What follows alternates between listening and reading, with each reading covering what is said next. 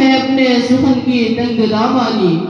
Stage پر جلوہ افروز علماء کرام، باہر سے تشریف لائے مہمانان اعزام اور عزیز ساتھیوں، السلام علیکم ورحمۃ اللہ وبرکاتہ.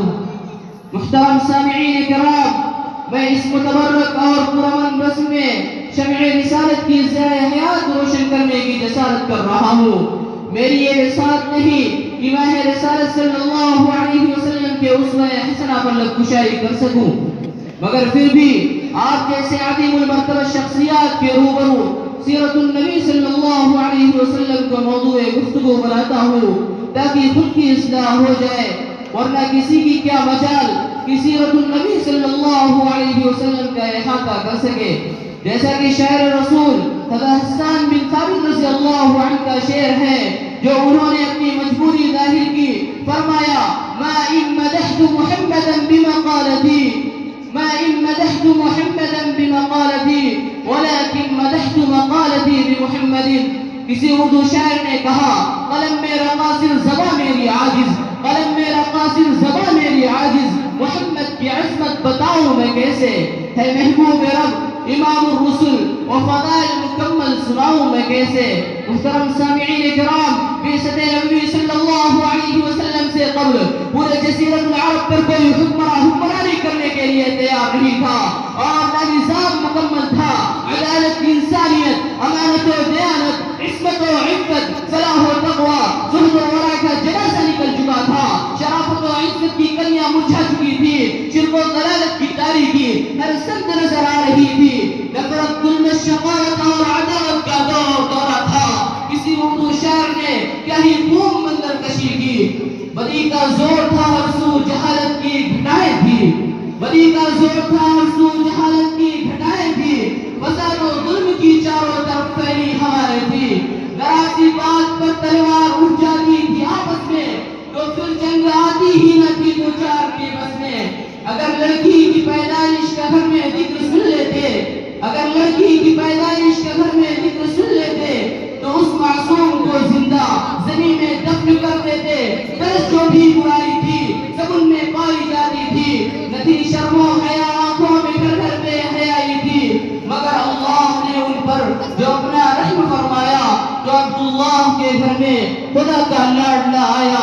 قدرت خداوندی نے اس کو فتن دور میں شیطانیہ نے لات و عزہ کو رشد و ہدایت کے راستے پر گامزن کرنے کے لیے، وحشت و بربریت کو ختم کرنے کے لیے فاران کی چوٹیوں سے آفتاب رسالت صلی اللہ علیہ وسلم کو طلوع فرمایا.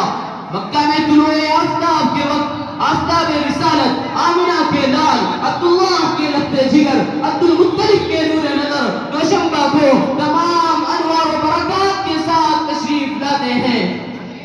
مکہ میں انوار الہی کا نزول ہو رہا ہے. ظلمت قضا کفر قضا میں ایک تہلکہ مچ گیا ہے. لات و منات اور عزہ منہ کے بل گر پڑے ہیں. گلزار ہستی میں ایک عجیب رونق پیدا ہو گئی ہے اور ہر سمت سے ایک ہی آواز بلند ہونے لگی. ایک والا آ گیا، ایک والا آ گیا.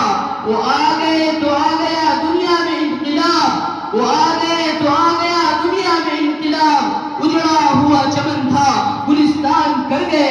میرے قلب و جگر کے ساتھیوں، حضرت آمنہ خود فرماتی ہیں کہ اس وقت میرا لخت جگر کلام تو نہیں کر سکتا تھا لیکن انگشت سعادت سے کچھ اشارہ کر رہا تھا. وہ اشارہ کیا تھا؟ وہ اشارہ اشہد ان لا الہ الا اللہ کا اشارہ تھا. قلب آمنہ میں مسرت و خوشی کی حد نہ رہی جب محمد کی عداوت کو دیکھا. فرماتی ہیں لیکن کچھ غم کے اثرات بھی ہیں. فرماتے ہیں کہ کاش آج عبداللہ ہوتے تو اس لخت جگر کو جو چاند سے بھی زیادہ خوبصورت ہے دیکھ کر کتنے خوش ہوتے اور کھلونا وغیرہ لاتے. غیب سے آواز آئی ہے اے آمنہ فکر مت کرو، میں اس کا رب ہوں، مربی بھی استاد بھی میں ہی سب کچھ ہوں اس کا.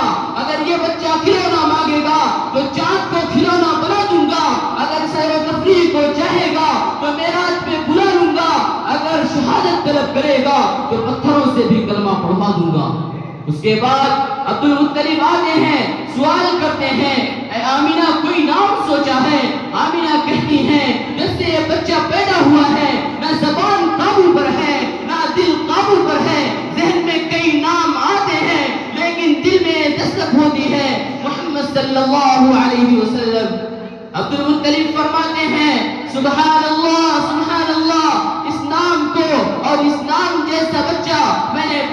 جزیرۃ العرب میں نہ سنا اور نہ دیکھا ہے۔ آمنہ کہتی ہے کہ آپ نے تو نام نہیں سنا ہے، میں کہتی ہوں اس جیسا بچہ پورے جزیرۃ العرب ہی کیا پوری دنیا میں موجود نہ ہوگا۔ یہ وہ بچہ ہے جس کی تعریف خود رب کائنات کرتا ہے۔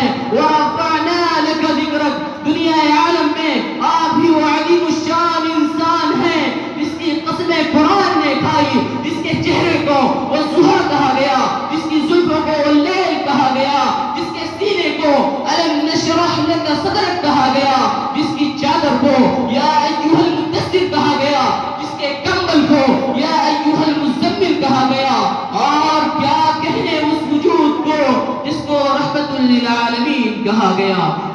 نگاہ عشق و مستی میں وہی اول وہی آخر، نگاہ عشق و مستی میں وہی اول وہی آخر، وہی فرقان وہی قرآن وہی یاسین وہی طٰہٰ۔ محترم سامعین کرام، آپ صلی اللہ علیہ وسلم کا نام محمد ہی نہیں تھا بلکہ عنوان بن گیا تھا۔ آپ کو تمام محاسن کا ایک خوبصورت گلدستہ بنا دیا گیا تھا۔ آپ صلی اللہ علیہ وسلم کے اندر حضرت آدم علیہ السلام کی صورت، حضرت شیس علیہ السلام کی معرفت، حضرت نوح علیہ السلام کی شجاعت، حضرت ابراہیم علیہ السلام کے اخلاق، حضرت اسماعیل علیہ السلام کی زبان، اسحاق والی رضا، صالح والی فصاحت، لوط والی حکمت، یعقوب والی بشارت، اور ایوب والا صبر، عیسیٰ والا زہد تھا۔ گویا کہ ہمارے نبی تمام انبیاء علیہ السلام کے ایک خوبصورت گلدستہ تھے۔ تقدیر حلیمہ کی جاگی رحمت کے بادل چھاتے ہیں، تقدیر حلیمہ کی جاگی رحمت کے بادل چھاتے ہیں، گھر جگمگ جگمگ ہوتا ہے، تشریف محمد لاتے ہیں۔ حضرت حلیمہ رضی اللہ تعالی عنہ پرنور صلی اللہ علیہ وسلم کو لے کر اپنی دبلی پتلی سواری پر سوار ہوتی ہیں، اور اس دبلی پتلی اور کمزور سواری کو محمد بن عبداللہ کی برکت سے وہ قوت و طاقت حاصل ہوتی ہے کہ وہ قافلہ کی سواریوں سے آگے نکل جاتی ہے۔ قافلہ والے حیرت زدہ ہوتے ہیں کہ حضرت حلیمہ رضی اللہ تعالی عنہ کی دبلی پتلی سواری کو اتنی طاقت کہاں سے مل گئی۔ اس کے بعد حضرت حلیمہ رضی اللہ تعالی عنہ جو اپنے گھر پہنچتی ہیں تو ان کا گھر انوار و برکات سے پر تھا۔ کسی شاعر نے حلیمہ کی شان میں شعر کہا، محمد کی کہلائی مادر حلیمہ، محمد کی کہلائی مادر حلیمہ، تیری شان اللہ اکبر حلیمہ، تیری بکریوں کو وہ پانی پلائے، تیری بکریوں کو وہ پانی پلائے جو ہے ساقی آب کوثر حلیمہ۔ برادران اسلام، آپ صلی اللہ علیہ وسلم کے شباب کا دور بھی عجیب ہے۔ محسن انسانیت صلی اللہ علیہ وسلم اپنے چچا کے ہمراہ شام کا سفر فرمایا۔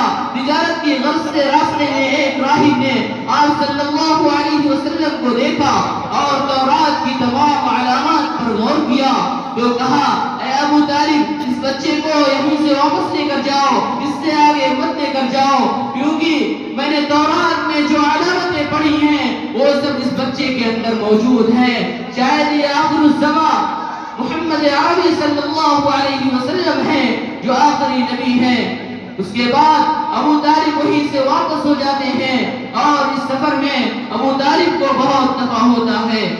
محترم سامعین کرام، آپ صلی اللہ علیہ وسلم جس طرح اخلاقاً و کردار خوبصورت تھے، اس سے بھی زیادہ حسن و جمال کے اعتبار سے خوبصورت تھے۔ حضرت عائشہ صدیقہ رضی اللہ تعالی عنہا فرماتی ہے کہ ان مصر کی عورتوں نے حضرت یوسف علیہ السلام کو دیکھا تو انگلیاں کاٹی، خدا کی قسم اگر وہ محبوب کبریا سرکار دو عالم صلی اللہ علیہ وسلم کو دیکھ لیتی تو اپنا کلیجہ کاٹ دیتی۔ اگر میں حسن صفاتی اور جمال و کمال ذاتی کو بیان کرنے کی کوشش کرتا ہوں تو مجھے شعر سادی کا وہ شعر یاد آتا ہے، بلغ العلا بکمالہ کشف الدجا بجمالہ حسنت جمیع خصالہ صلو علیہ وآلہ۔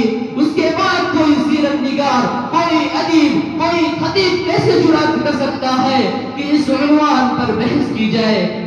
جتنے بھی ادیب آئے، جتنے بھی خطیب آئے، جتنے بھی سیرت نگار آئے، سب نے محسن انسانیت صلی اللہ علیہ وسلم پر اپنی وسعت کے مطابق کوشش کی، لیکن آخر میں یہ کہنے پر مجبور اور عاجز ہو گئے، لا يمكن الثناء كما كان حقه، لا يمكن الثناء كما كان حقه بعد الصدى بزرگت قصہ مختصر۔ اللہ تبارک و تعالی ہم سب کو سیرت طیبہ کو نمونہ بنانے کی توفیق عطا فرمائے، آمین۔ وآخر دعوانا الحمد للہ رب العالمین۔ السلام علیکم ورحمۃ اللہ وبرکاتہ۔